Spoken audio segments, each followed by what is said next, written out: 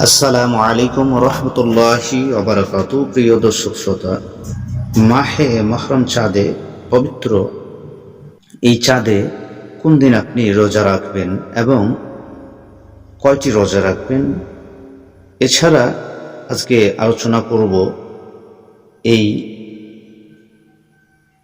মাহে মহরম চাঁদে রোজা রাখলে কি ফজিলত রয়েছে। রাসূল পাক সাল্লাল্লাহু আলাইহি ওয়াসাল্লাম বলেছেন, যে ব্যক্তি নিজের জন্য জাহান্নামের আযাবকে হারাম করতে চায়, সে যেন মাহে মহরম মাসে নফল রোজা রাখে।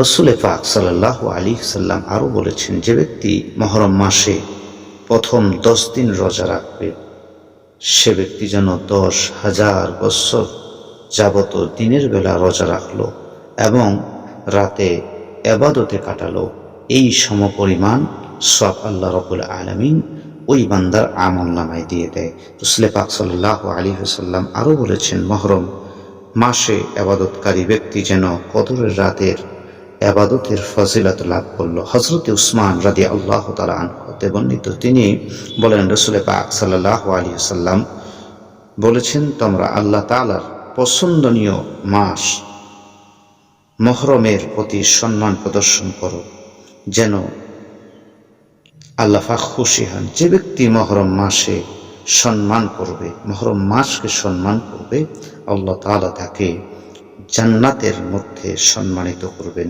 এবং জাহান্নামের আযাব হতে বাঁচিয়ে রাখবেন। রাসূল পাক সাল্লাল্লাহু আলাইহি ওয়াসাল্লাম আরও বলেছেন, রমজানের রোজার পরে মহরমের 10টি রোজা অন্যান্য সমস্ত রোজা হতে উত্তম। রাসূল পাক সাল্লাল্লাহু আলাইহি ওয়াসাল্লাম আরও বলেছেন, মহরমের 10 তারিখে রোজা রাখা হযরত আদম আলাইহিস সালাতু সালাম ও অন্যান্য নবীদের উপর ফরজ ছিল। এই দিনে 2000 নবী জন্মগ্রহণ করেছেন এবং 2000 নবীদের দোয়া কবুল করেছেন। যে ব্যক্তি আশুরার রোজা রাখলো, সে যেন 60 বছর দিনের বেলা রোজা রাখলো এবং রাতে ইবাদত করলো, এই সমপরিমাণ সওয়াব লাভ করলো। আশুরার দিনে রাসূল পাক সাল্লাল্লাহু আলাইহি ওয়াসাল্লাম বলেছেন, আশুরার দিনে রোজা রেখেছিলেন এবং তিনি অন্যান্য সাহাবীদেরকেও রোজা রাখতে বলেছেন। অতঃপর সাহাবীগণ আরজ করলেন, ইয়া রাসূলুল্লাহ সাল্লাল্লাহু আলাইহি ওয়াসাল্লাম, এদিনে ইহুদিরাও রোজা রেখে থাকে, তবে কি আমরা তাদের অনুসরণ করব? এরপরে রাসূল করিম সাল্লাল্লাহু আলাইহি ওয়াসাল্লাম বলেন, আমি জীবিত থাকলে আগামী বছর আশুরার পূর্বের দিন রোজা রাখব। রাসূল পাক সাল্লাল্লাহু আলাইহি ওয়াসাল্লাম বললেন, যে ব্যক্তি আশুরার দিবস নিজ পরিবার বর্গের খাওয়া পড়ার জন্য বেশি অর্থ খরচ করবে, আল্লাহ তাআলা তাকে সে বছরে রিজিক ও রোজগারে ততোধিক বরকত দান করবে।